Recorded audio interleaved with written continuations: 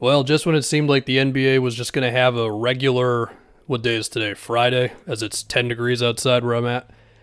Kyrie Irving, this is from Shams and Woj of, I don't know, 4 minutes ago, has requested a trade.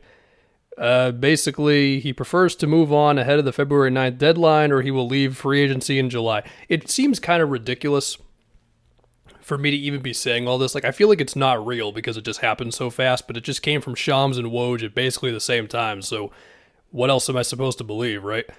Now, of course, we did this song and dance with Kevin Durant in the offseason. He did not end up getting traded, although he did want the coach fired, and Steve Nash ended up being gone not long after that. As we got into the season, that whole spiel.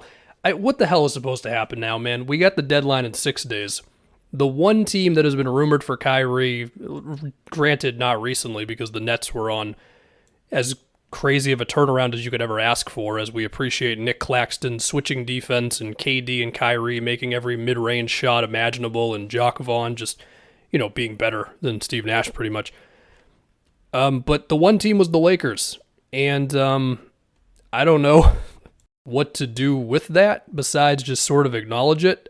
And I guess I can attempt to think about what a move like that would be. Also, how does Kevin Durant feel about this? I mean, he's got a whole bunch of years left on his contract, but I mean, if KD is just going to be blindsided by this, and I don't know, I don't know. Like, Kevin Durant's going to be on the Nets past the deadline, right? Like, I assume that. My brain is just going a mile a minute right now because this just dropped out of nowhere and none of us were expecting this. But, look, this is what we now know. Kyrie Irving, the reports are out there. He wants to be traded. He makes $37 million, 36.9 technically, $37 million, we'll just say that.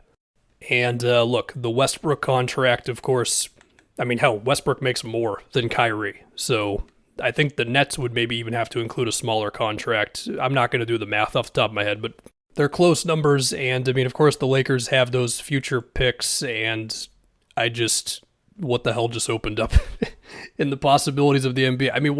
What other possibility is there? Everybody's going to jump to the Lakers. I'm going to jump to immediately the Lakers. If I can attempt to scale it back for a second. Is it possible that this is a negotiating tactic by Kyrie where he's basically like, please give me the extension, I want to be here, and if you don't do that, this is the possibility? And also, I don't know what Kyrie's relationship is with this ownership group at this point. It seems like they were on at least okay ground for the last couple of months, and of course the winning probably helped that. How long was it? How long was it where the Nets were just a normal, very good basketball team? Hell, I was planning on doing a video today of the playoff matchups that I really want to see, and the Nets were going to be involved in that in some way. And now I have no idea what the future of the Nets is. Just for a thought experiment, outside of the Lakers and outside of the possibility that, negotiating tactic or whatever the hell, what teams could I picture trading for Kyrie? Or, let's just say, what teams could use a change at the point guard position, okay? I imagine the Heat would enjoy something different at point guard. We love Kyle Lowry, but he's obviously not what he was at, the peaks of his career and all that stuff.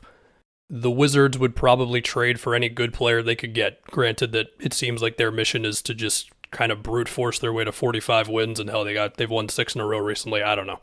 Of course, we all know that Dallas would love a second scorer, star, all that next to Luka. I'm not saying that these teams are definitely going to be in some Kyrie Irving race. I'm just trying to spitball on teams that could use a change at point guard. Like I said, the Clippers, they're rumored for Van Vliet at the moment. I'm sure the Suns know how old Chris Paul is. And then there's the Lakers again. Did I sound like an idiot even bringing up anybody besides the Lakers? Yeah, probably. I don't know. But yeah, this is just shocking, man, to be honest with you.